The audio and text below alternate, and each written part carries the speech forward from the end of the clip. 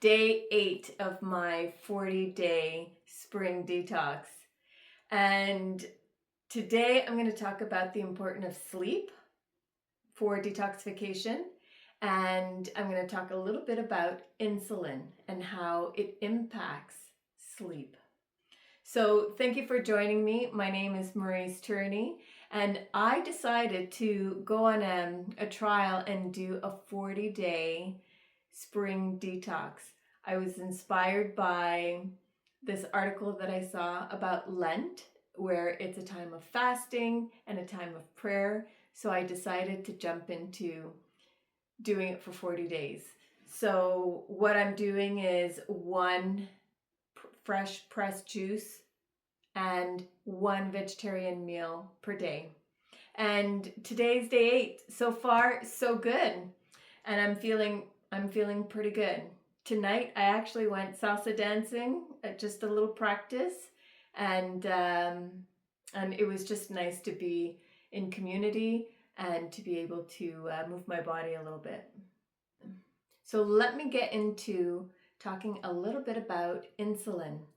So insulin is a hormone that the pancreas produces. Now, I spoke a little bit yesterday about the digestive enzymes and how the pancreas produces the protease, amylase, and lipase to break down the foods to be absorbed as nutrients. Now, once they're broken down to be absorbed as nutrients, there's another hormone that the pancreas produces, which is insulin. And insulin is like a key lock. It's like what it does is it tells the cell to open up so that it can receive a glucose, which is a carbohydrate, because the cell needs it to produce energy, ATP. When the blood sugar elevates, then insulin is secreted to tell the cell to open up, to take the glucose out of the blood and take it into the cell. That's its function. It's fantastic.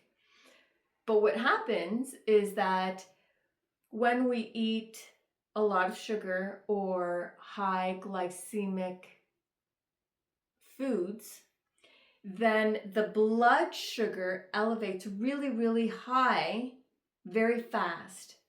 And so now it's a little bit of a panic, and the insulin will flood the blood and tell the cell, open up, you need to take the sugar. Open up, you need to take the sugar. And sometimes when this is happening over and over and over again, the cell's like, look, I'm full. I don't want any more sugar. I'm full. I can't take any more. And so now there is a resistance to the insulin, and that is what we call type 2 diabetes. So when the blood sugar is elevated, when there's a lot of insulin floating around, it does a few things. So one, it increases triglycerides and cholesterol. Another thing that it does is it raises the stress hormones. And when that is raised, it leads to high blood pressure and fat synthesis.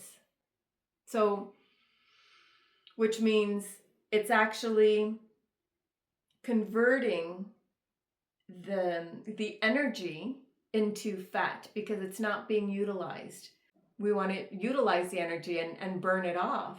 But if we're not burning it off, then what happens is that this energy needs to go somewhere. So it's stored in fat. So then the fat synthesis happens. So that's a lot to take in. So let me just recap a little bit.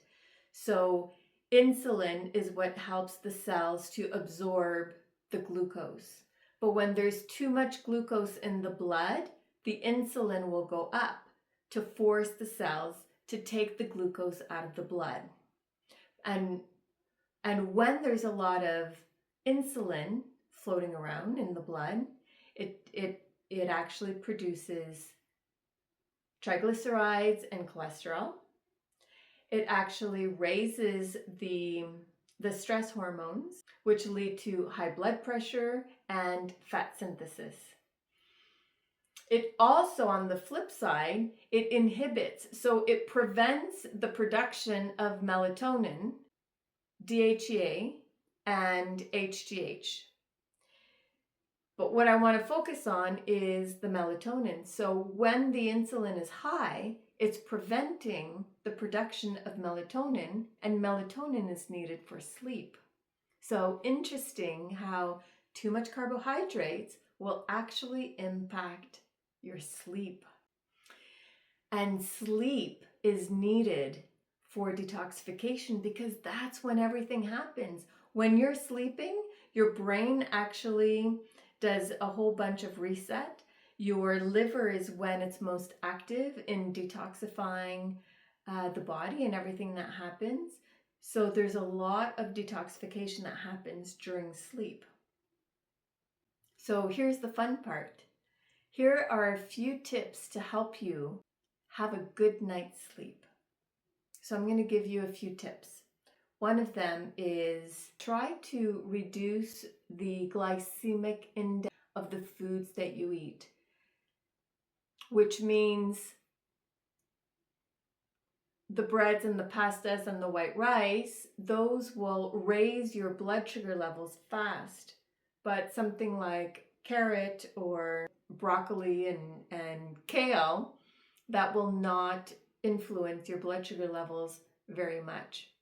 So have a low glycemic load meals. And another thing that's very helpful in the production of melatonin is meditation.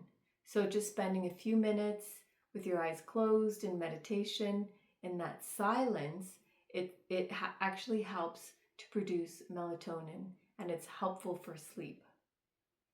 And then there's other practical little tips like sleep in the dark.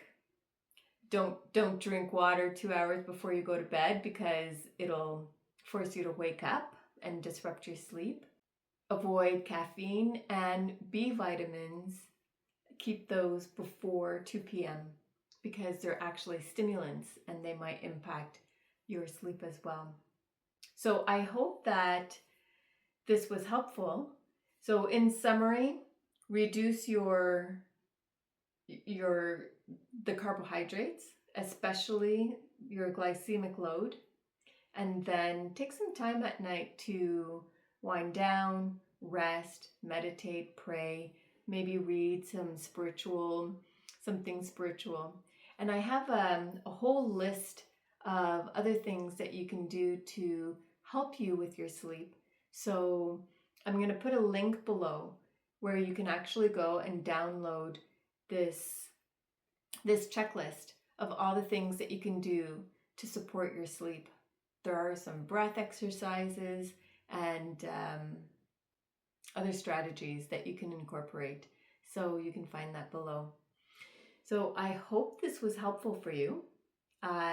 If you like what you're hearing, then make sure that you subscribe, and I look forward to touching base with you again tomorrow for day 9.